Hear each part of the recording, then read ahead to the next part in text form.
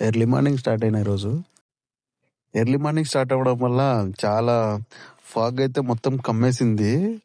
అసలకి ఏం కనిపియట్లేదు. మీరు కెమెరాలో చూసేదానికంటే రియల్‌గా చూసుంటే చాలా ఎక్కువ కనపడేది. మీకు అంత ఎక్కువుందనమాట ఫాగు. నేను ఎర్లీ మార్నింగ్ స్టార్ట్ అయిపోయినా చలేస్తుంది. పైన చూస్తే అనవసరంగా స్టార్ట్ అయ్యా అనిపిస్తుంది. ఇంకా ఏదైతే అదైంది. స్టార్ట్ అయినాం కదా! ఎట్లో గట్ట చిన్నగా నడిపిద్దాం, అట్లనే వెళ్ళిపోదామని అనుకున్నా. ఇంకా ఫాస్ట్‌గా వెళ్ళడానికి కూడా లేదు. అంత చలేస్తుంది అసలకి. ఇంకా ఎట్లనో కొంచెంసేపు హీట్ అయితే మనోడు ఎట్లా హీట్ అవుతాడు కదా! కాళ్ళకి ఇబ్బంది ఉండదు. కొంచెం చేతులకే కొంచెం అటు ఇటు చూసుకొని పోవాల్సి వస్తుంది. ఇంకా సర్లే అని చెప్పి అట్లనే వెళ్ళిపోయా. ఈరోజు నేను బైక్ సర్వీసింగ్కి అయితే వెళ్తున్నా. చాలా రోజులైంది, ఆల్మోస్ట్ 1 ఇయర్ అయింది. ఇంకా సర్వీసింగ్ చేపించి చిన్న చిన్న మేజర్ ఇష్యూస్ ఉన్నాయి. సో దానికోసమని ఈరోజు వెళ్దామని వెళ్ళాను అనమాట. అట్లనే మూవీ కూడా ఉంది, ఒకటేసారి చూసుకొని రావచ్చు అని చెప్పి. ఇక్కడ ఇంజన్ చెక్ లైట్ ఆన్లో ఉంది కదా, దాని దానికోసమని వెళ్ళిపోదాం అనుకున్నా.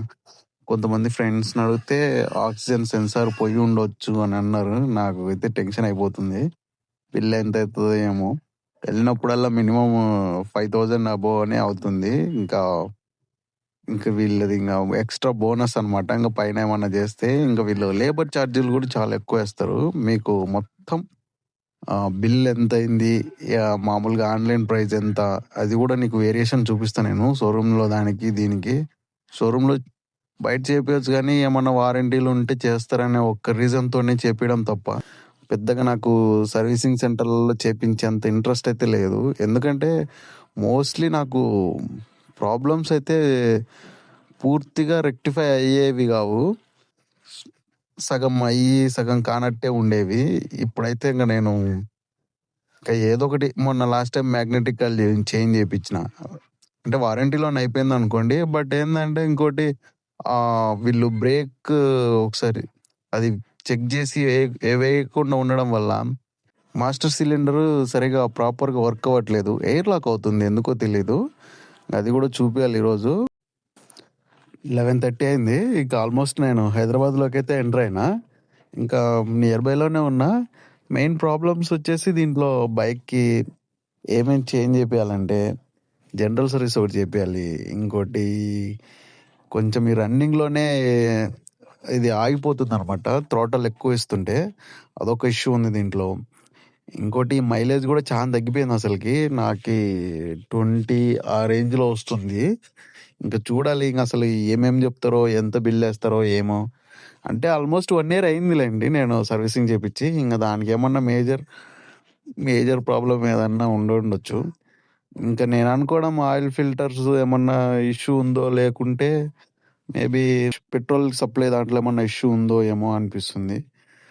ఇంకా మోస్ట్లీ నేను అదే అనుకుంటున్నా. ఇంకా ఏమన్నా గిన్సార్లు అంటే పెట్రోల్ సప్లై దాంట్లో ఏమన్నా ఇష్యూ ఉందో ఏమో అనిపిస్తుంది.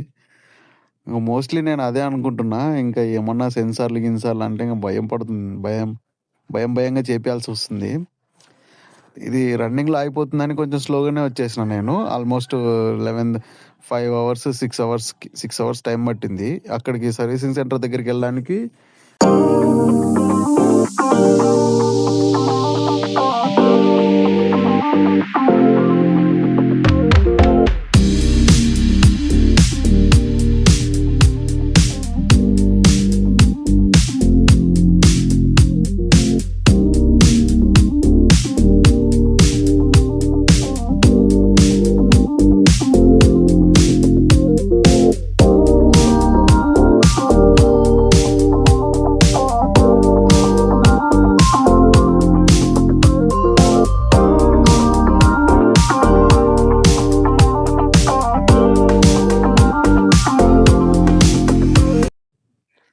తుక్కుగూడ ఫ్లైఓవర్ దగ్గర బండి ఆపుకొని కొంచెం సేపు ఫోన్లు వస్తే ఫోన్లో ఆన్సర్ చేసిన.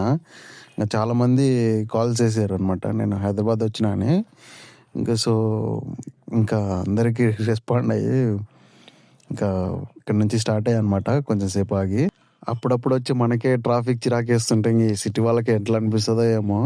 అంటే ఇట్లా అలవాటు అయిపోయింటుంది. నాకైతే ఫుల్ చిరాకేస్తుంటది అసలకి. ఈ ట్రాఫిక్‌లో నిలబడాలి అంటే. అది గాక మన బైక్ కూడా కొంచెం హీట్ ఎక్కువ ప్రొడ్యూస్ చేస్తది ఈ ట్రాఫిక్‌లో. అది గాక వద్దులే. ఇది చెప్పేది కాదు బాధ మనకి. ఈ ఎండకి, ఈ హీటు, ఈ ముందు ఇది పొద్దున్న చూస్తే చలి, మధ్యాహ్నం చూస్తే ఎండ. అసలు ఏం అర్థం కావట్లేదు ఈరోజు అసలకి. ఈ ట్రాఫిక్ అయితే ఫుల్ అంటే ఫుల్ చిరాకేస్తది నాకసలకి. నాకు ఈ లడఖ్ ట్రిప్‌లో కూడా అంతే అనిపిచ్చింది. ఆగాలి, మూవ్ చేయాలి, అసలకి గేర్లు డౌన్ చేసుకుంటూ ఉండాలి. తలకాయ నొప్పి. అసలు అదే మనం ఒకేళ సిటీ డ్రైవింగ్ కాకుండా ఏదన్నా హైవే డ్రైవింగ్ గానీ, మామూలుగా పల్లెటూరులో గానీ అయింటే బండి ఈజీగా వెళ్ళిపోవచ్చు అసలకి. ఫ్రీగా ఉంటది. అసలు ఈ ట్రాఫిక్కు ఏందో అసలు నాకు చిరాకేస్తుంటది అసలకి వచ్చినప్పుడల్లా హైదరాబాద్. సిటీ మంచిదే అన్నాయ్. కాకపోతే ఈ ట్రాఫికే చిరాకు చిరాకు తెప్పిచ్చేస్తది. అబ్బా! గ్రీన్ సిగ్నల్ పడింది. ఇంగ స్టార్ట్ అయిపోదాం. ఈ బైక్ గూడా కొంచెం జర్కిస్తుంది. నాకు కొంచెం భయంగానే ఉంది. ఈ ట్రాఫిక్‌లో కొంచెం చూసుకొని పోవాలి. ఎందుకంటే ఇది కొంచెం ఏడన్నా జర్కిచ్చిందంటే ఏదన్నా కార్ గీర్‌కి డాష్ ఇచ్చామంటే ఇంక అంతే మనం. దీని సర్వీస్ పైసలన్నీ దానికిచ్చేసి వెళ్ళిపోవాల్సొస్తది. అట్లుంటది పరిస్థితి.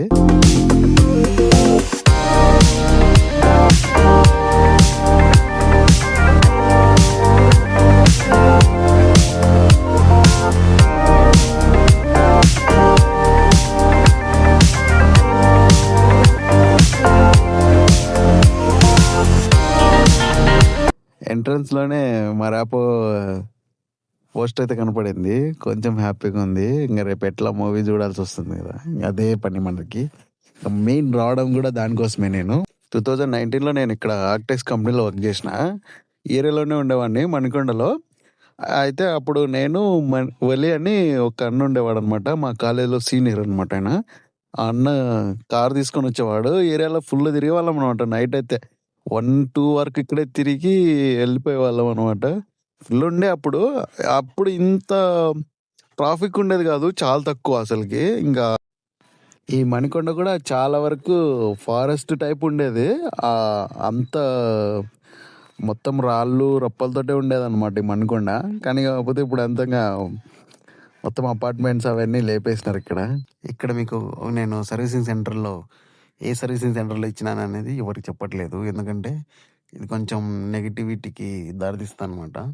సో, దానికోసమని నేను ఇస్తున్నా. ఇక్కడ దీంట్లో రేట్లన్నీ వేరుగా ఉంటాయన్నమాట. మనము మీకు చూస్తే అర్థమవుతుంది. నేను చూపిస్తే క్లియర్‌గా మెన్షన్ చేస్తా నేను మీకి. ప్రతి సర్వీసింగ్ సెంటర్‌లో ఇంతే చార్జ్ చేస్తారు. అన్నీ ఒకటే సర్వీసులనమాట. మీకు కంప్లీట్‌గా ఈ బిల్ మొత్తం ఎక్స్‌ప్లెయిన్ చేస్తా నేను. ఎంతెంత అయింది? మనము నెక్స్ట్ టైమ్ సర్వీసింగ్‌కెళ్తే ఈసారి ఏమేమి చేపియాలని. వీళ్ళు యూజ్ చేసింది మోటల్ హెచ్‌టెక్ 10W50 అనమాట. ₹1008 ఏసినారు. విత్ జీఎస్టీ తోటి ₹1190 అయింది. తర్వాత చైన్ క్లీనర్ అనమాట. ఇది వీళ్ళు ₹190 ఏసినారు చైన్ క్లీనింగ్‌కి. చైన్ లూబ్‌కొచ్చేసి ₹178 ఏసినారు. ఇది జస్ట్ ఒక్కసారి స్ప్రే చేస్తారు. ఇంకోసారి లూప్ చేస్తారు.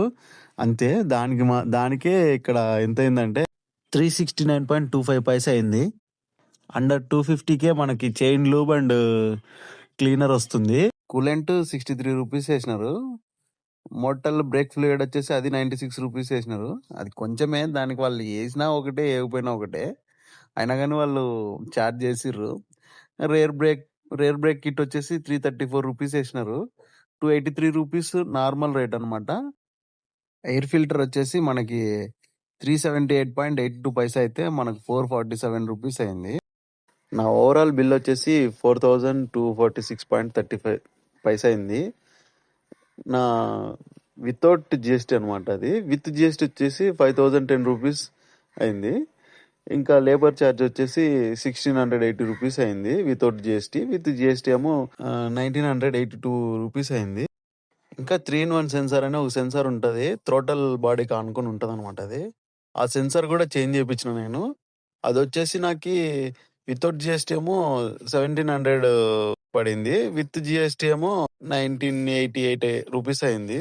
ఈ 3-in-1 సెన్సార్ ఇంజన్ జర్కిస్తుందని చేంజ్ చేపించా. లేబర్ ఛార్జ్ నాకు 200 తీసుకున్నాడు. ఇంకా వితౌట్ జిఎస్టీ 180 వేసి ఇంకా 200 వేసుకున్నాడు. మనకైతే వీళ్ళు సర్వీసింగ్ సెంటర్‌లో మీరు మోస్ట్‌లీ ఏం చేస్తారంటే మేజర్ ప్రాబ్లమ్స్ ఏమన్నా ఉంటే అవి మాత్రమే చేపియండి.